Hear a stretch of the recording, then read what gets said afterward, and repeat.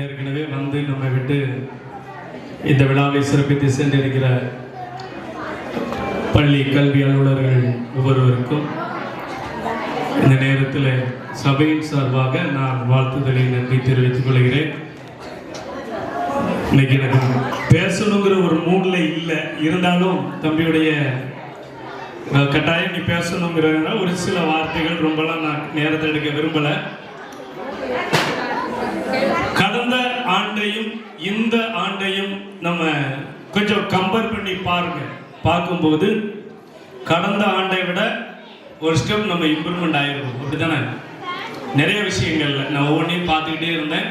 தமிழ் அதை சொன்னேன், சென்ற ஆண்டை விட இந்தந்த காரியங்கள்லாம் சிறப்பாக பண்ணியிருக்கீங்க, இன்னும் இதை என்ன செய்யணும், சிறப்பாய் வரும். நாளடைவில் ஒவ்வொரு இந்த வருடமும் இது மெருகேறிக்கொண்டே இருக்கும். 2 வருடங்கள் 3 வருடத்துக்கு முன்பாக கூட ஸ்டார்வினுக்கு ஆசிரியர் ப்ரமோஷன், ஹெச்எம் ப்ரமோஷன் கொடுத்து வேறு பள்ளிக்கு மாற்றுவதாக ஒரு தகவல் வந்தது. உடனே நாங்கள் போய் கமிட்டியில் பேசணும், ஸ்டார்வினை ஹெச்எம் ப்ரமோஷன் கொடுங்க, வேண்டாம்னு சொல்லலை. ஆனால் புதுக்குளம் பள்ளியில் ஹெச்எம் ப்ரமோஷன் கொடுக்க முடியுமா? கொடுத்தா கொடுங்க, அப்படி இல்லைன்னா அவரு சொல்லிட்டார், எங்க பள்ளி எங்களுக்கு முக்கியம்.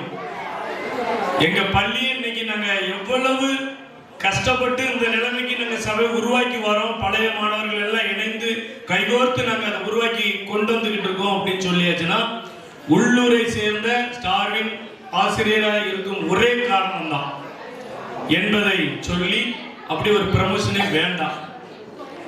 இன்னும் சொல்ல போனா ப்ரமோஷனுக்கு 1.5 லட்சம் ரூபாய். சரி, அது ப்ரமோஷனுக்கு ஒரு பணம் வேற. நான் ஒவ்வொரு முறையும் கமிட்டியில அறிவுறுத்துற ஒரே ஒரு காரியம், நன்றாக செயல்படுகிற ஆசிரியர்களுக்கு பணி உயர்வு கொடுங்க. அன்னைக்கு எந்த ஆசிரியருக்கும் அப்படி கொடுக்கல. 1.5 லட்சம் 2 லட்சம் கொடுத்தவங்களுக்கு பணி உயர்வு, 8 லட்சம் 10 லட்சம் கொடுத்தாச்சுன்னு சொன்னா ஆசிரியர் பணி.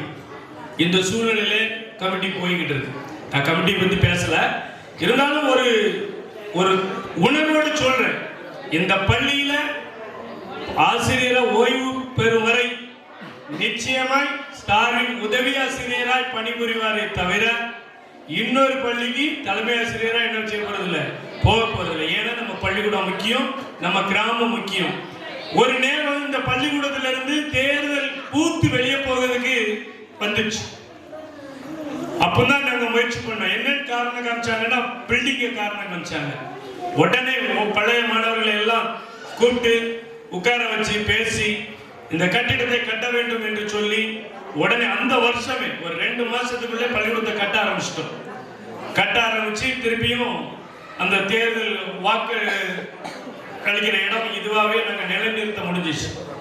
இப்படி எல்லா காரியத்துக்காகவும் இந்த பள்ளிக்கூடம் முக்கியமா தேவைப்படுது. நமக்கு படிப்புக்கு மாத்திரமல்ல, அனைத்து காரியங்களுக்கும் பள்ளிக்கூடம் தேவை. அதனால பள்ளிக்கூடத்திற்கு எல்லாரும் சொல்லிட்டு போயிட்டாங்க, நீங்க பிள்ளைகளை நிறைய அனுப்புங்கன்னு சொல்லி. நான் சொன்னேன், ஸ்டார்கிட்ட காமெடியா சொன்னேன், எல்லார் வீட்லயும் ஒரு பிள்ளை 2 பிள்ளை தானப்பா இருக்கு, இருக்கிற பிள்ளை தானே அனுப்ப முடியும், முதல்ல நிறைய குழந்தைகளை பெற்றுக்கிடுங்கன்னு சொல்லு அப்படின்னு சொல்லி ஒரு காமெடியா தான் சொன்னேன். உண்மையும் கூட அதுதான். நாம் இருவர் நமக்கு ஒருவர், என்ன நாம் இருவர் நமக்கே ஒருவர் அப்படின்னு சொல்லி இந்த அரசாங்கமும் அதிகாரமும் நம்மளை எல்லாத்தையும் நம்முடைய ஜனங்களை என்ன செய்யணும் அப்படின்னு சொல்லியாச்சுன்னா பெருக விடாம தடுத்துட்டாங்க. படிப்புங்கிற ஒரு போர்வையை கவர்த்தி நிறைய பேர் நம்ம ஜெனரேஷன் குறைஞ்சிக்கிட்டே போகுது. இன்னைக்கு வேலைக்கு ஆள் கிடைக்கிறதுல எல்லாம் நார்த் இந்தியாவில இருந்து வந்துகிட்டு இருக்காங்க. நார்த் இந்தியன் இல்லாத ஃபீல்டே கிடையாதுன்னு சொல்ல முடியும். ஹோட்டல்ல இருந்து கொத்தனார்ல இருந்து அனைத்து துறைகளிலும் நார்த் இந்தியன் தான் இருக்காங்க. இன்னும் கொஞ்ச நாள் ஆகி போச்சு அப்படின்னு சொல்லியாச்சுன்னா நார்த் இந்தியன் நம்மளை ஆளுவாங்க, நாம ஆளப்படுவோம். எல்லா அதிகாரத்துக்கும் அவங்களே வந்துடுவாங்க. அந்த சூழல் வந்துகிட்டு இருக்கு. இதெல்லாத்தையும் நம்ம மனசுல வச்சுக்கிட்டோம். அதனால நம்ம அரசாங்கம் தெளிவா பண்ணிக்கிட்டு இருக்கு. பள்ளிக்கூடத்துக்கு இயன்றவரை என்ன செய்ய முடியுமோ, காலை உணவு, என்ன மதிய உணவு, சீருடை, இன்னும் புக்கு, அனைத்தையும் செய்துகிட்டு இருக்கு. ஏன் அப்படின்னு சொன்னா, இன்னொரு அந்நியர்களால் மீண்டும் தமிழன் ஆளப்படக்கூடாது என்கிற ஒரே உணர்வோட தான்.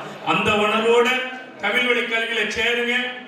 இன்னும் பழைய மாணவர்கள் இருக்கிற எல்லாருமே இன்னும் பள்ளிக்கூடத்துக்கு அதிகமான ஒத்துழைப்பு தாருங்க.